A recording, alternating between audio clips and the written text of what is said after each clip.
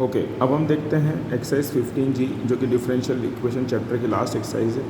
Find solve the following differential equations. Differential equation कौन सी? First order linear differential equation with constant coefficient. देखिएगा, ये रही first order linear differential equation, dy/dx plus 2y is equals to e⁻²x। इस differential equation को हम इससे compare करें, किससे? dy/dx plus py is equals to q। तो आपको स्ट्रेट अवे दिख रहा है p की वैल्यू कितनी दिख रही है, 2, और q की वैल्यू -2। अब हमको पहले इंटीग्रेटिंग फैक्टर निकालना पड़ेगा। तो इंटीग्रेटिंग फैक्टर जो होता है वो होता है e⁻p dx। तो e⁻2dx, तो 2 कांस्टेंट है तो e⁻2x। देखिए, ये हमारा इंटीग्रेटिंग फैक्टर e⁻2x।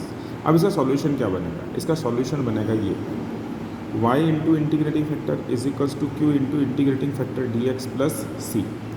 ये इस लीनियर डिफरेंशियल इक्वेशन का सॉल्यूशन है। मतलब ये इस तरीके से इस क्वेश्चन को सॉल्व करना है। अब i इंटीग्रेटिंग फैक्टर की जगह e⁻2x हम यहाँ रख देंगे। देखिए, हमने रखा, और q की जगह हमने e⁻−2x रखा। तो देखिए, e⁻−2x और e⁻2x कैंसिल हो गए। यहाँ कितना आया? 1 का इंटीग्रल कितना होता है? x। तो y into e⁻2x is equals to x plus c, और 2y इस तरफ आ जाएगा, तो ये बनेगा y is equals to x plus C bracket close और e⁻−2x। ये linear differential equation of order 1। Question देखते हैं हम इसमें। dy/dx plus y tan x is equals to sec x। Same procedure है। देखिए, इंटीग्रेटिंग फैक्टर तक हम यहाँ तक आ गए। ये tan x q sec x p dx tan x dx। अब बच्चा कहता है यहाँ log sec x की जगह माइनस log cos x ले सकता हूँ, पर उससे परेशानी होगी, इसलिए हमने log sec x लिया। e और log आपस में कैंसिल, इंटीग्रेटिंग फैक्टर कितना बना? सिर्फ और सिर्फ sec x। सॉल्यूशन देखें इसका, वही जैसा हमने पहले देखा था, y into integrating factor is equals to q into integrating factor into dx plus c। Value रख दीजिए सारी, आपने सारी की सारी वैल्यूज रख दी।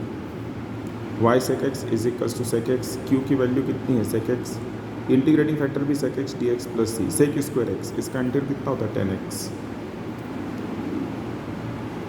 देख लीजिए आप।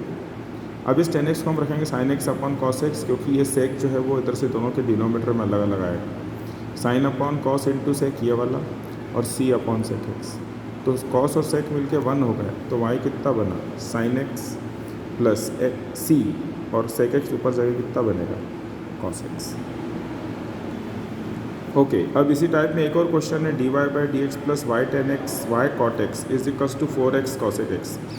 आप सोच रहे होंगे तो पहले से क्वेश्चन है, नहीं, इसके अंदर एक चीज़ है कि जब y 0 हो और x कितना हो π/2, तो हमको कांस्टेंट की वैल्यू कैलकुलेट करनी पड़ेगी।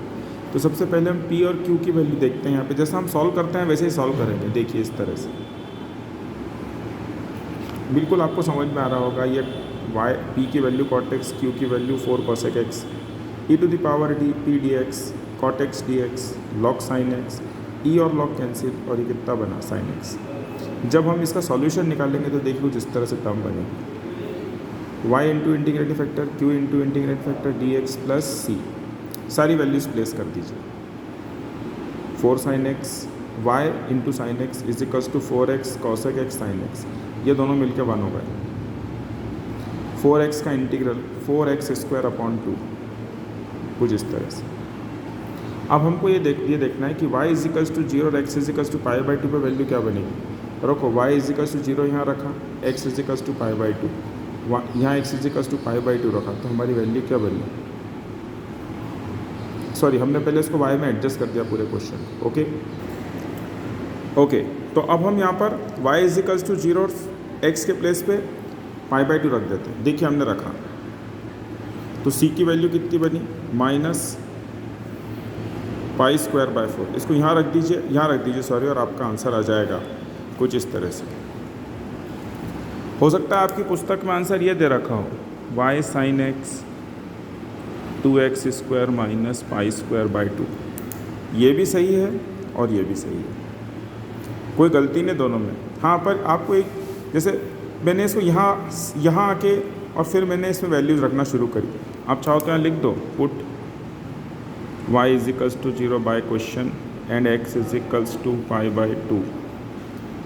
नो प्रॉब्लम, आप इसको यहाँ भी रख सकते हैं, कोई परेशानी, यहाँ रखेंगे तो डायरेक्ट आपका ये आंसर आ जाएगा, इसमें कोई प्रॉब्लम वाली बात नहीं। आप यहाँ रखते हैं या यहाँ रखते हैं, आपने को आंसर सही आना चाहिए, बस ऑल टुगेदर बात ये है।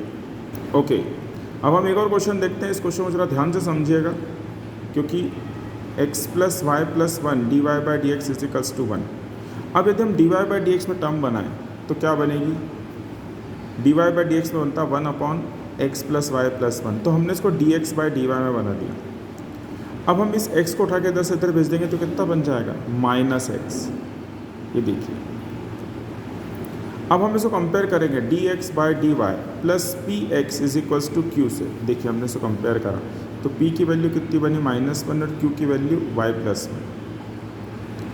ओके, इंटीग्रेटिंग फैक्टर, अब इंटीग्रेटिंग फैक्टर p dy बनेगा, जो अभी तक dx चल रहा था, तो -1 dy e⁻−y। सॉल्यूशन क्या बनेगा? अब सॉल्यूशन में भी थोड़ा सा चेंज आएगा, देखिएगा।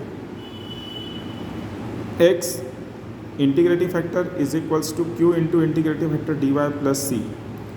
कुछ टीचर्स का ऐसा मानना होता है कि x और y को आपस में चेंज कर दो।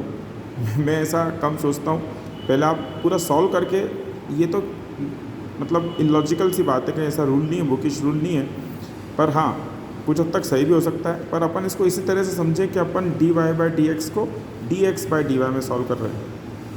अब आगे देखते हैं, e⁻−y = e⁻−y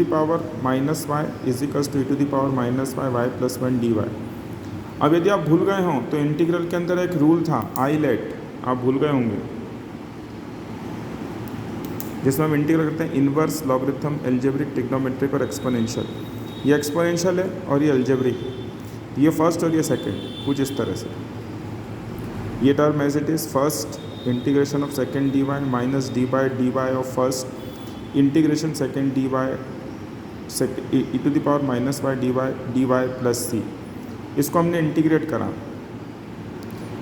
-y + 1 e⁻−y minus, ये तो 1 हो गया, e⁻−y अपॉन -1, ये माइनस और ये माइनस प्लस, और एक बार इंटीग्रल और करेंगे तो ये माइनस साइन आ गया।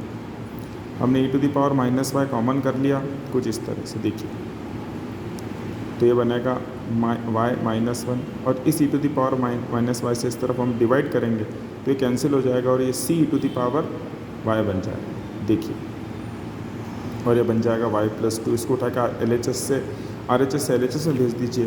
आप देखिए ये कितना बना, x + y + 2 c e⁻y। इस क्वेश्चन को ध्यान से करके जाइएगा, ये क्वेश्चन बहुत अच्छा है, एग्ज़ाम में आने के चांसेस बनते हैं। इस चैप्टर के आप एग्जाम्पल भी सॉल्व कीजिए, कोई परेशानी आए तो बताइए कि कौन से क्वेश्चन में परेशानी आ रही है, अपन उसको भी सॉल्व कर लेंगे।